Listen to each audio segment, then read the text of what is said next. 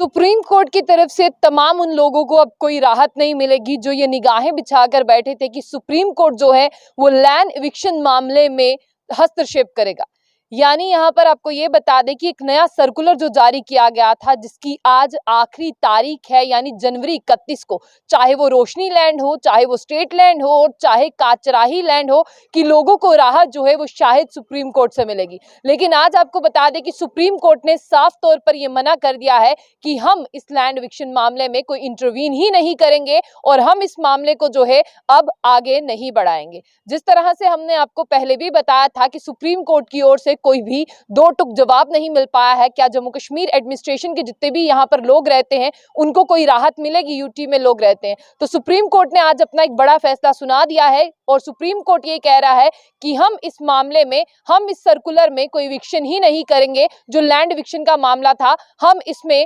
कोई यानी हस्तक्षेप नहीं करेंगे, हम किसी के हक में फैसला नहीं सुनाएंगे। जैसा सर्कुलर आया है, जैसा नोटिस आया है, वैसा ही होने वाला है। तो सबसे पहले आपको ये बताएं कि आज जनवरी 31 है और जनवरी 31 का उस सर्कुलर के हिसाब से वो आखिरी दिन है जब तमाम उन लोगों को नोटिस भी भेजे गए हैं, चाहे वो स्टेट लैंड हो, चाहे रोशनी लैंड हो और चाहे काचराही लैंड हो। अब सुप्रीम कोर्ट ये कह रहा है कि तमाम पिटिशनर्स उनके पास पहुंचे थे और तमाम पिटिशनर्स के बारे में आपको बताते हैं कि 5 पिटिशनर्स उनके पास गए थे और सुप्रीम कोर्ट ने जो है इस केस को सुना। जब बेंच बैठा और सुप्रीम कोर्ट ने ये कहा कि जैसा लैंड इविक्शन मामले में कहा गया है, हम इसमें हस्तक्षेप नहीं कर रहे हैं, अब लोग और सरकार अपना काम करेंगे, हमारा इस मुद्दे में कोई काम ही नहीं है। यानी सुप्रीम कोर्ट से उन लोगों को कोई राहत नहीं मिलेगी। तो सबसे पहले आपको यहाँ पर यह बता दें कि सुप्रीम कोर्ट ने तो मना कर दिया है और अपनी प्ली को जो है, जो दी गई थी, उसे डिसमिस कर दिया गया है। चाहे वो रोशनी की जमीन हो, चाहे वो काचराही की जमीन हो और चाहे वो जिस तरह से बात करते हैं स्टेट लैंड की जमीन हो।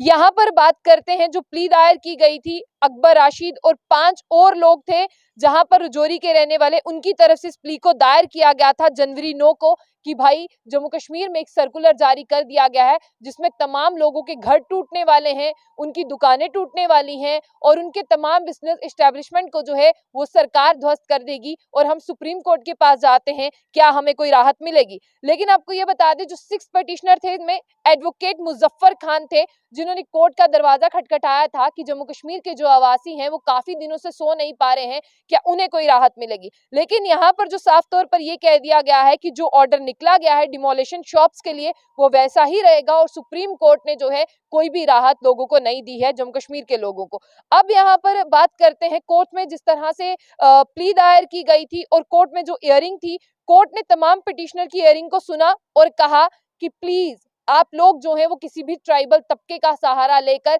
इनमें छुपने की कोशिश ना करें। अगर आपको नोटिस आया है कि आपकी दुकानों को डिमोलिश किया जाएगा तो मतलब किया जाएगा। अगर उन लोगों ने स्टेट लैंड पर कब्जा करके अपनी दुकानें बनाई हैं तो आप कैसे कह सकते हो कि ये लोग गरीब हैं और इन लोगों के पास रहने के लिए कोई मकान या कोई घर नहीं है। और इन लोगों की जब दुकानों को नोटिस भेजा गया है तो आप किस तरह से किसी ट्राइबल की आड़ या गुज्जर या बकरवाल कम्युनिटी के आड़ लेकर छुपने की कोशिश कर रहे हैं। जहां तक मुजफ्फर खान साहब की बात की जाती है तो अब उन्होंने कहा कि मैं अपनी पिटीशन को जो है वो वापस लेता हूं, तो कोर्ट ने कहा हमें कोई आपत्ति नहीं है, आप अपनी पिटीशन को जो है वो वापस ले सकते हैं। मामला जैसे पहले चल रहा था मामला वैसे ही चलेगा और सुप्रीम कोर्ट ने जो है वो कोई भी राहत नहीं दी और सुप्रीम कोर्ट ने साफ तौर पर ऐसा कह दिया कि हमारे दरवाजे पर आने की कोई जरूरत नहीं है। और चाहे वो रोशनी की जमीन हो, चाहे काचराही की जमीन हो, चाहे स्टेट लैंड की जमीन हो, ये मामला जो है अब सुप्रीम कोर्ट में नहीं है। इसलिए लोग इंतजार ना करें कि सुप्रीम कोर्ट कोई भी मामले का जो है वो जवाब देगा और सुप्रीम कोर्ट ने कह दिया है हम कोई भी जवाब नहीं देंगे। और कोर्ट यहाँ पर साफ तौर पर कह रहा है कि अगर आपने स्टेट लैंड को हथियाया है, आप किस तरह से कह रहे हैं कि आप गरीब हैं,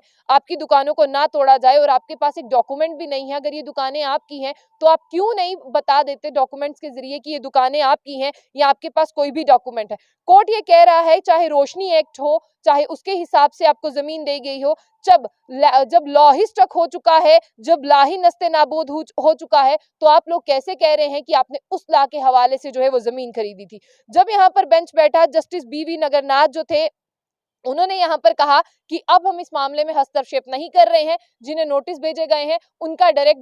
जो भी कंसर्न है वो डीसीज के पास है। जितने भी ऑफिसर्स हैं, जिस तरह से आपको नोटिस भेजे गए हैं और नोटिस में ये लाइन लिखी है कि आप इसका जवाब दें, तो तमाम जिन लोगों को नोटिस भेजे गए हैं वो जवाब जो है वो दे सकते हैं अपना एडमिनिस्ट्रेशन को, क्योंकि एडमिनिस्ट्रेशन ने उन्हें मौका दिया है कि आप जवाब दें। अब कोर्ट कह रहा है कि आप अपने वक्त को ना गवाएं, अपने वक्त के हिसाब से आपके घर जो नोटिस आया, आपकी दुकान के लिए नोटिस आया, उसके नीचे एक कॉलम लिखा गया है जहां पर आपको जवाब देना है और आप उस जवाब को दें। यानी सुप्रीम कोर्ट की तरफ से कोई भी राहत नहीं है। लोग ये सुन ले, अब सुप्रीम कोर्ट पर निगाहें ना लगाएं। उन्होंने कहा है कि हम इस मामले का हिस्सा नहीं है, ना ही हम इस मामले को सुनने वाले हैं। अब आप अपनी राय को जरूर साझा कीजिएगा। तो ऐसी और भी अपडेट्स के लिए देखते रहिए बुलेटिन। आशिक खान से।